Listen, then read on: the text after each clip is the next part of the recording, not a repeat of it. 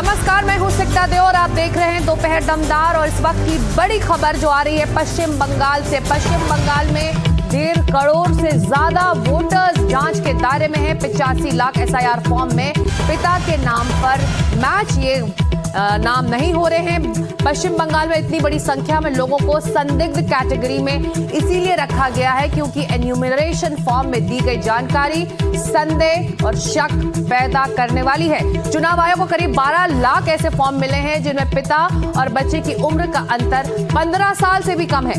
देश में शादी की कानूनी उम्र 18 साल है, तो पिता और बच्चे की उम्र में 15 साल का अंतर कैसे हो सकता है?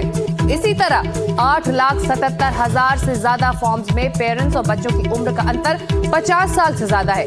3 लाख से ज्यादा फॉर्म में दादा दादी और पोते पोती की उम्र का अंतर 40 साल से कम है। करीब 85 लाख फॉर्म में पिता का नाम या तो दर्ज नहीं है या रिकॉर्ड से मैच नहीं हो रहा है।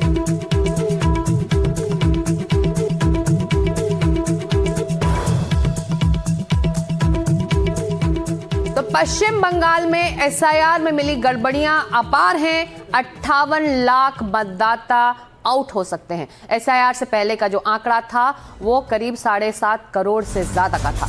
एसआईआर के बाद ये आंकड़ा 7 करोड़ के आसपास आ जाता है।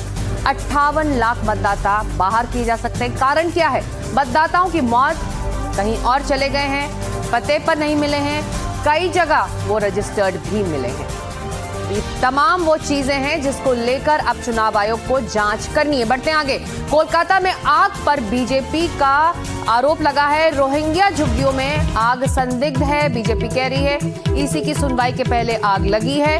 बीजेपी नेता अमित मालवीय ने पोस्ट किया है कि चुनाव आयोग की सुनवाई शुरू होने के एक ही दिन पहले कोलकाता के न्यू टाउन में रोहिंग्या बांग्लादेशियों के छिपने वाली जगह पर आग कैसे लग गई। एसआईआर शुरू होने के बाद घुनी बस्ती झुग्गी में रहने वाले ज्यादातर बांग्लादेशी रोहिंग्या भाग गए हैं। खाली झुग्गी में आग लगना संदेह पैदा करता है। तो ये तस्वीरें हैं उस आग की। पहले यहां से ग्राउंड रिपोर्ट।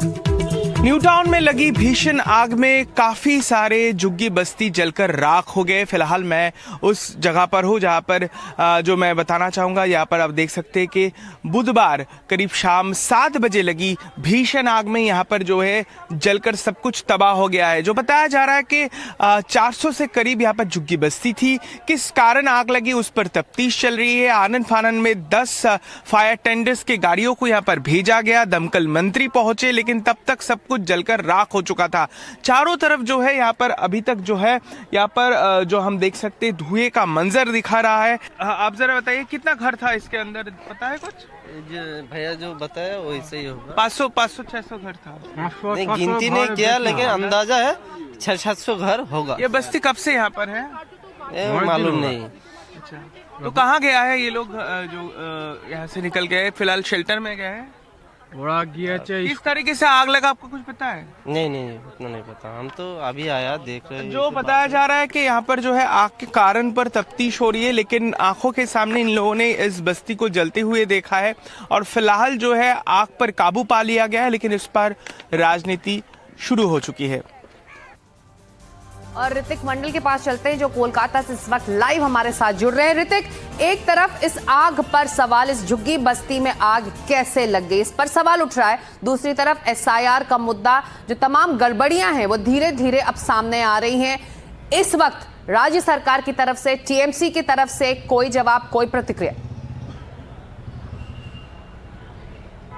देखिए, इस बात को लेकर यानी खासकर कल शाम को लगी इस आग, न्यू टाउन के जो इको पार्क वाले जो बस्ती है उस पर लगी आग को लेकर फिलहाल बंगाल की सियासत गरमाई हुई है, लेकिन हम बखूबी समझ रहे हैं कि इसका तार जो है बीजेपी एसआईआर से जुड़ने की कोशिश कर रहे हैं। हम आज सुबह वहाँ पर गए थे तो लोगों से जानकारी इकट्ठा करने की कोशिश की, तो कई लोगों ने कहा कि यहाँ पर रहने वाले जो लोग हैं जो कूड़ा कचरा इकट्ठा करते हैं और उसका ही जो है बिजनेस वो करते हैं। इस सिलसिले में कोलकाता के आसपास के इलाके से आए हैं, लेकिन वो लोग ये मानने से इनकार कर रहे हैं कि ये लोग दरअसल बांग्लादेशी सिटीजन से जो वहाँ पर अवैध तरीके से रह रहे थे।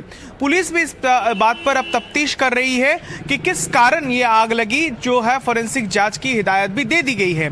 इसके अलावा एक बड़ा आंकड़ा जिसका जिक्र आपने किया है कि 1 करोड़ से ज्यादा, देखिए जो आंकड़ा, जो संदिग्ध वोटर है जिसका अब पूरा इंक्वायरी होगा और हियरिंग के दौरान उसने प्रूव करना पड़ेगा डॉक्यूमेंट्स दिखाकर कि वो यहाँ के नागरिक है। पहले से ही जो है 58 लाख के कुछ ज्यादा 58,20,000 जो है वोटर्स, जो डेड वोटर या फिर अन्य जो यहाँ से पलायन कर चुके हैं काम के सिलसिले में या फिर नहीं मिल रहे हैं, ऐसा नाम जो है वोटर लिस्ट के SIR के तहत वो पहले ही डिलीट हो चुके हैं। अब सवाल निशान उठ रहा है ये 1 करोड़ 60 लाख लोगों के करीब, जिसको लेकर बीजेपी का कहना है कि ये ज्यादातर जो है संदिग्ध वोटर है, जो तृणमूल कांग्रेस का फर्जी वोट बैंक है और इस बात को सियासत गरमाई हुई है।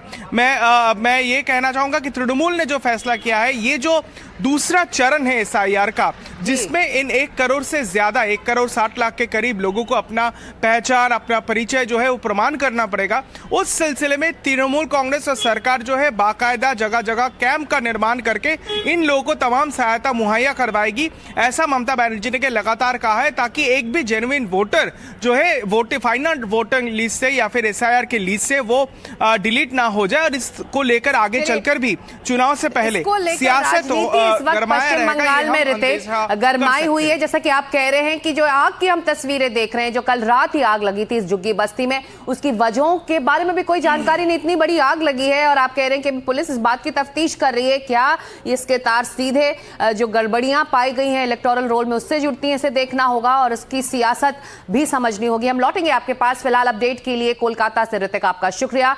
बढ़ते हैं आगे अगली खबर की तरफ। जी राम जी के खिलाफ विपक्ष का प्रदर्शन हो रहा है। इस वक्त संसद परिसर में विपक्षी सांसदों का मार्च किया गया है। प्रदर्शन में कांग्रेस अध्यक्ष मल्लिकार्जुन खड़गे शामिल हो रहे हैं। इंडिया गठबंधन के सांसद लगातार बिल का विरोध कर रहे हैं। विपक्ष का आरोप है कि सरकार जानबूझकर महात्मा गांधी का नाम हटा रही है। वही सरकार का कहना है कि पहले 100 दिन रोजगार की गारंटी थी, अब 125 दिन रोजगार देने की बात सरकार कह रही है इस विधेयक के पारित होने के बाद। वहीं देर रात तक लोकसभा में नए ग्रामीण रोजगार विधेयक पर चर्चा हुई।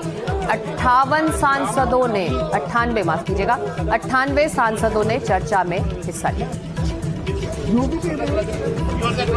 तो जी राम जी विधेयक को लेकर इस वक्त आप ये जो सीधी तस्वीरें देख रहे हैं वो संसद परिसर की है, जहां पर विपक्ष के सांसद विरोध प्रदर्शन कर रहे हैं। सदन से बाहर आप देख सकते हैं विरोध प्रदर्शन कर रहे हैं, बैनर्स लेकर मल्लिकार्जुन खड़गे तस्वीरों में दिखाई दे रहे हैं। तो जी राम जी बिल को लेकर लगातार विपक्ष सरकार पर निशाना साध रहा है और सबसे बड़ी परेशानी विपक्ष की ये है कि वो कह रही है कि सरकार इस बिल से जानबूझकर महात्मा गांधी का नाम हटा रही है और इसको लेकर वो लगातार सवाल उठा रही है। वही सरकार का कहना है कि बहुत ज्यादा फेरबदल हो रहे हैं रोजगार गारंटी स्कीम में, इसलिए एक नए सिरे से इसे इंट्रोड्यूस करने की जरूरत है।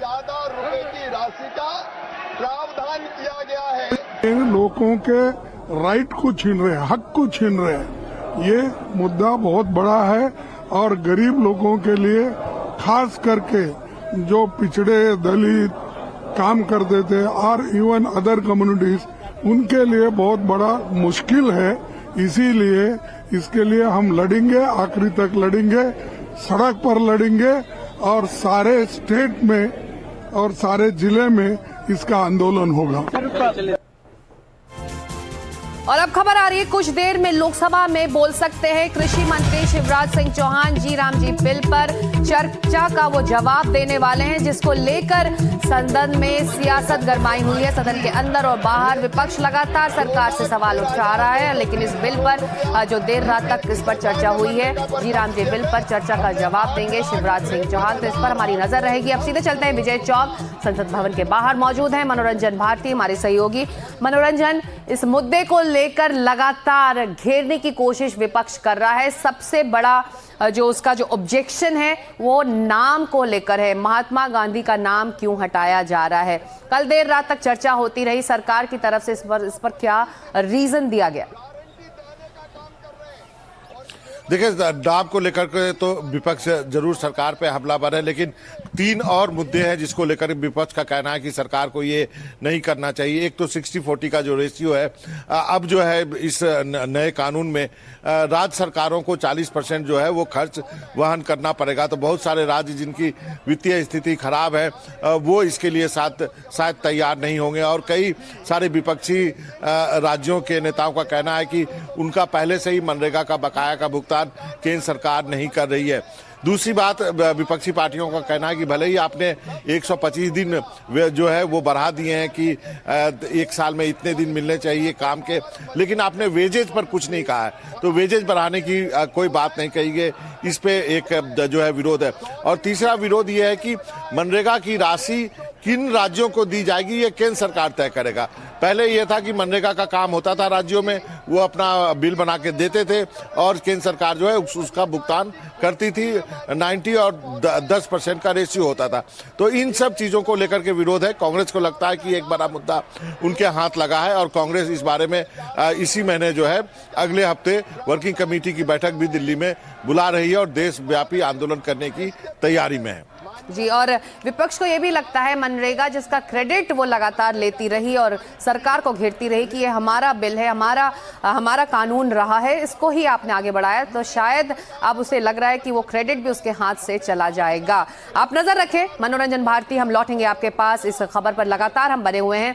बढ़ते हैं अगली खबर की तरफ, चलते हैं बिहार। नीतीश कुमार के हिजाब विवाद का मामला, बुर्का विवाद पर पाकिस्तानी डॉन की अब धमकी आई है। पाकिस्तानी डॉन शहजाद की सीएम नीतीश कुमार को धमकी मिली है। मुस्लिम महिला के बुर्का हटाने की पर उन्होंने धमकी दी है। गैंगस्टर लॉरेंस बिश्नोई से भी डॉन शहजाद का कनेक्शन बताया जा रहा है। तो सियासत भी गर्म है और एक तरह से सरहद पार से पाकिस्तानी डॉन शहजाद की धमकी भी इस पूरे मसले पर मिल रही है। वो तस्वीर है जिसको लेकर तमाम विपक्षी दल जो हैं बिहार में वो नीतीश कुमार के इस एक्शन का विरोध कर रहे हैं। मुस्लिम धर्मगुरु, मुस्लिम समुदाय की तरफ से भी सवाल उठाए जा रहे हैं और एक नया विवाद, एक नया सियासी विवाद खड़ा हो गया है। इस बीच खबर आ रही है कि पाकिस्तानी डॉन शहजाद की सीएम नीतीश कुमार को धमकी मिली है कि महिला के बुर्का हटाने को लेकर उसने सवाल किया है और धमकी भी दी है सीएम नीतीश कुमार को। तो ये नीतीश कुमार से जुड़े विवाद की आप 2 तस्वीरें देख रहे हैं। ये वो सार्वजनिक मंच था जिस पर एक महिला चिकित्सक जो हिजाब पहनकर मुख्यमंत्री के सामने आई, तो मुख्यमंत्री ने जिस तरह से इस हिजाब को उठाया तो इसको लेकर विवाद हुआ। वहीं दूसरी तरफ पाकिस्तानी डॉन शहजाद की तस्वीर है जो मुख्यमंत्री नीतीश कुमार को सरहद पार से धमकी भेज रहा है। और आपको सुनवाते हैं पाकिस्तानी डॉन शहजाद ने बिहार के मुख्यमंत्री नीतीश कुमार को किस तरह से धमकी दी है और क्या कहा है। कि ये बिहार वाले ने क्या हरकत की है, मुसलमान ने एक बेटी के साथ, कुछ दिनों में माफी मंगवा लो इससे, जो भी अदारे हैं, गवर्नमेंट है या कुछ भी है, बाद में फिर गिला नहीं करना, बाद में फिर चीखें नहीं मारनी है, बाद में फिर ना कहना कि शहजाद भट्टी ये तो शहजाद भट्टी वो। सुना आपने। अब आपको ग्राफिक्स के जरिए दिखाते हैं कि पाकिस्तानी डॉन शहजाद ने नीतीश कुमार को लेकर और क्या क्या कहा है। हिजाब खींचने पर नीतीश कुमार को एक पाकिस्तानी डॉन ने धमकी दी है। पाकिस्तान के डॉन शहजाद भट्टी ने वीडियो जारी कर ये धमकी का भेजा है। कहा नीतीश कुमार को सार्वजनिक तौर पर माफी मांगनी चाहिए, बाद में कोई ये ना कहे कि कोई चेतावनी नहीं दी गई। सभी लोगों ने देखा होगा कि बिहार में एक सीएम ने क्या किया। बड़े पद पर बैठा शख्स मुस्लिम महिला के साथ ऐसा व्यवहार करता है और मुझ पर आरोप लगते हैं कि भट्टी ने ये कर दिया, वो कर दिया। नीतीश कुमार के पास अभी भी वक्त है, वो इस महिला से माफी मांगे। अगर माफी नहीं मांगी तो जिम्मेदार संस्थाओं को कार्रवाई करनी चाहिए। अगर ऐसा नहीं हुआ तो नीतीश कुमार खतरनाक नतीजे के लिए तैयार है। और इस वक्त आम आदमी पार्टी के नेता अरविंद केजरीवाल एक प्रेस कॉन्फ्रेंस कर रहे हैं, आइए पहले उसे सुन लेते हैं। एंटी इनकम्बेंसी फैक्टर, मैं समझता हूं कि आम आदमी पार्टी ने, मान साहब ने जो काम किए हैं उससे एंटी इनकम्बेंसी नहीं प्रो इनकम्बेंसी फैक्टर दिखाई देता है कि लोग बहुत खुश हैं उन कामों से और उन कामों के ऊपर उन्होंने मोहर लगाई है। तो कुछ लोग, जब मैं कल बात कर रहा था कुछ पत्रकारों से, तो वो ये कह रहे थे कि 2012 में अकाली दल की सरकार थी तो अकाली दल को बहुमत मिला, 18 में कांग्रेस के, उसके साथ कंपैरिजन सही नहीं है। पहली चीज़, क्योंकि उस वक्त उनकी 1 साल हुए थे सरकार को, हमारे 4 साल कंप्लीट हो गए हैं। दूसरी चीज़, हम सब लोग जानते हैं कि 2013 और 2018 में जो ग्रामीण क्षेत्रों के चुनाव हुए थे वो पूरे के पूरे धक्काशाही से हुए थे। ना कोई वीडियोग्राफी हुई थी, ना काउंटिंग की वीडियोग्राफी थी, ना किसी चीज़ की, सारा का सारा पूरा धक्काशाही से जीत हुई थी। अभी 3 दिन पहले जो चुनाव में, वो चुनाव फ्री एंड फेयर इलेक्शन है। पूरे चुनावों की वीडियोग्राफी है और काउंटिंग की वीडियोग्राफी है। और मैं आपके सामने एक ऐसा सबूत पेश कर रहा हूं जो दिखाता है कि चुनाव कितने फेयर हुए हैं। 580 सीटें ऐसी हैं जो 100 से कम मार्जिन से जीती गई हैं। टोटल सीटों में 580 सीटें ऐसी हैं जो 100 से कम मार्जिन की वोट से जीती गई हैं। इन 580 सीटों में से 261 सीटें आम आदमी पार्टी ने जीती हैं 100 से कम मार्जिन में, और 319 सीटें विपक्ष ने जीती हैं। अगर जिस तरह का धक्का किया जाता है चुनावों के अंदर, अगर हमने मशीनरी का दुरुपयोग किया होता, एक बार डीसी को या एसडीएम को फोन करने की जरूरत थी, तो ये 319 सीटें जो विपक्ष जीता, ये सारी की सारी एक एक सीट हमारे पक्ष में वोट पड़ सकते थे अगर हम धक्काशाही करते तो। पर हमने धक्काशाही नहीं की, हमने कहा फ्री। हम भी देखना चाहते थे कि जनता का क्या वो है। जैसे मैं आपको कुछ उदाहरण देता हूँ, जिला परिषद के कुछ उदाहरण है। जैसे संगरूर जिले में फगवाला जोन कांग्रेस जीती है केवल 5 वोट से। 5 वोट से अगर विपक्ष सीट जीता है तो इससे बड़ा सबूत और क्या हो सकता है कि चुनाव फ्री एंड फेयर हुए हैं। श्री मुक्तसर साहिब कोटभाई जोन, ये कांग्रेस जीती है 41 वोट से। इस तरह की बहुत बड़ी सारी सीट वो है मेरे पास। ब्लॉक समितियों में जैसे फतेहगढ़ साहब में, लखनपुर वार्ड जो है, जोन जो है, ये कांग्रेस जीती है 3 वोट से। जालंधर में गिल, ये कांग्रेस जीती है 3 वोट से। लुधियाना में बाजरा, ये कांग्रेस जीती है 3 वोट से। गुरदासपुर में छग्गुवाल, ये कांग्रेस जीती है 4 वोट से। होशियारपुर में ये घोरेवाहा, ये कांग्रेस जीती है 4 वोट से। और अगर ये 1 वोट से, 2 वोट से, 3 वोट से, 4 वोट से, अभी मान साहब और भी उदाहरण देंगे, ये जीते हैं, तो क्या ये आरोप लगाया जा सकता है कि चुनाव में जरा सा इससे ज़्यादा फ्री एंड फेयर इलेक्शन नहीं हो सकता है? वहाँ के एसडीएम को एक फ़ोन करने की ज़रूरत थी। 1 वोट, 4 वोट, 5 वोट वाली सीट को अपनी तरफ करना मौजूदा सरकार को, रूलिंग पार्टी को कोई मुश्किल नहीं है। तो ये दिखाता है कि लोगों ने मौजूदा सरकार के कामों के ऊपर मुहर लगाई है। वो कौन से काम हैं जिससे ग्रामीण क्षेत्र के लोग बहुत खुश हैं? सबसे बड़ा काम है युद्ध नशे विरुद्ध। पहली बार उन सभी पार्टियों की सरकारें पंजाब को नशे में धकेलने के लिए जिम्मेदार थी। उन्होंने पंजाब को नशे में धकेला। उनमें से एक पार्टी वो है जो कि अपने मंत्रियों की गाड़ियों के अंदर नशा बेचते थे। डिस्ट्रीब्यूशन का पूरा कारोबार सरकार चलाती थी। और दूसरी पार्टी वो है जिनके नेता ने गुटखा साहब की कसम खाई थी लेकिन किया कुछ नहीं। 5 साल के अंदर नशा वैसे ही बिकता रहा।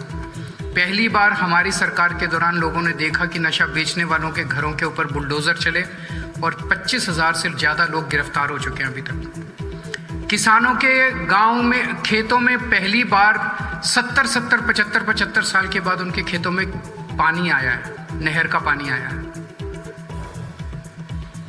75 साल से नहीं आया था। लोग कहते हैं कि पानी को तरस गए थे, पहली बार पानी आया है। लोगों को, किसानों को उनकी सरकारों में, कांग्रेस के, अकाली दल के टाइम में रात को 3 बजे उठ के अपना बिजली आती थी 3 बजे और रात को 3 बजे उठ के ट्यूबवेल चलाना पड़ता था। हमारी सरकार के दौरान 8 घंटे लगातार दोपहर के अंदर बिजली आती है, उनको रात को उठने की ज़रूरत नहीं है और अच्छी बिजली आती है, लोग उससे बहुत खुश हैं। बिजली फ्री जो की है हमने, 90% से ज़्यादा पंजाब को आज अपने घर की बिजली फ्री मिल रही है, इससे लोग बहुत खुश हैं। अभी पूरे पंजाब की ग्रामीण सड़कें 19,000 किलोमीटर की ग्रामीण सड़कें बन रही हैं। टोटल 43,000 किलोमीटर की सड़कें बन रही हैं, जिसमें से 19,000 किलोमीटर की ग्रामीण सड़कें बन रही हैं और सड़कों की क्वालिटी देखने लायक है, शानदार सड़कें बन रही हैं। पहली बार 5 साल का उसके अंदर गारंटी क्लॉज डाला गया है, जो कि पहले कभी नहीं डाला गया। उन सड़कों से बहुत खुश हैं। 58,000 बच्चों को, गांव के बच्चों को, गरीबों के बच्चों को, मजदूरों के, किसानों के बच्चों को नौकरियां मिली हैं, सरकारी नौकरियां। पहले कोई सोच भी नहीं सकता था कि पंजाब के अंदर बिना रिश्वत के और बिना सिफारिश के सरकारी नौकरी मिल सकती है। मान साहब ने अपने हाथ से सरकारी जिनको नौकरी मिली है उनको सर्टिफिकेट बांटे हैं, कोई सिफारिश नहीं, कोई पैसा नहीं। शिक्षा के क्षेत्र में स्कूलों में जबरदस्त बदलाव हुए हैं। मोहल्ला क्लिनिक, 1000 के करीब मोहल्ला क्लिनिक पंजाब के कोने कोने में चल रहे हैं और लोग इससे इतने ज़्यादा खुश हैं। उसका लगातार फीडबैक जो है चीफ मिनिस्टर ऑफिस में आता रहता है।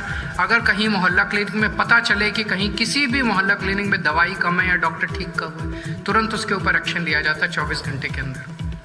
सरकारी अस्पतालों के अंदर इलाज में काफ़ी बदलाव आया है और अगले महीने से 10 लाख रुपए इंश्योरेंस हर परिवार को दिया जाएगा। वो जनवरी के अंदर कार्ड बनने, सबके इंश्योरेंस कार्ड बनने चालू हो जाएंगे। और भी बहुत सारे काम हैं। इजी रजिस्ट्री तो गाँव वाले ही जाते हैं सर ज़्यादा कचहरी में, कोर्ट में। तो बहुत जिस तरह अरविंद केजरीवाल साहब ने दसिया कि मेरे को एक पूरी लिस्ट पई है 9 वोटां वाले मलौद, ਉਹਦੇ ਚ ਮਲੌਦ ਸੈਕਸ਼ਨ ਚ ਦੁਹਾਈ ਹੈ ਧੂਰਾ, ਸਾਡੇ ਧੂਰੀ ਮੇਰਾ ਹਲਕਾ ਹੈ, 9 ਵੋਟਾਂ ਤੇ ਕਾਂਗਰਸ ਜਿੱਤੀ ਹੈ ਜੀ। ਧੂਰੀ ਤੋਂ ਧੂਰੀ ਜ਼ੋਨ ਹੈ ਉਹਦਾ, ਧੂਰਾ ਇੱਕ ਬਲਾਕ ਸੰਮਤੀ 9। तो पंजाब में निकाय चुनावों में जीत के बाद ये प्रतिक्रिया आ रही थी आम आदमी पार्टी की। बढ़ते आगे अगली खबर बिहार के नालंदा से जो आ रही है, कपड़ा फेरी वाले युवक की हत्या की खबर है। मॉब लिंचिंग में युवक की जान गई है, इलाज के दौरान युवक की जान चली गई। तो मॉब लिंचिंग की बड़ी वजह बात बताई जा रही है, कपड़ा फेरी वाले की हत्या कर दी गई है। बिहार के नवादा जिले की ये खबर है, जिसकी तस्वीर आप देख रहे हैं।